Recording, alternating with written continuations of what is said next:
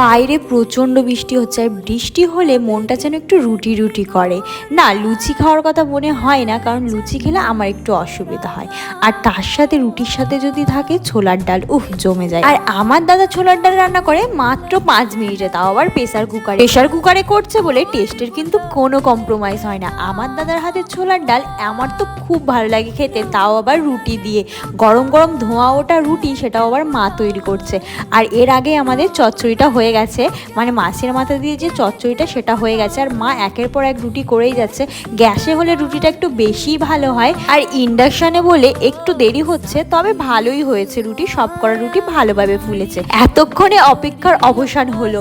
এবার রুটিটাকে নিয়ে ছোলার ডালে বুড়িয়ে টপাস করে নিয়ে গফাস করে গিলে নেব, তারপরে চচ্চড়ি দিয়ে খাবো। আর 5 মেশালি চচ্চড়ি তো আমার প্রচন্ড ভালো লাগে। আচ্ছা, আমি তাহলে এবার পেট পুজো করি। তোমাদের আমার ভিডিও কেমন লাগলো অবশ্যই কমেন্টে জানিও।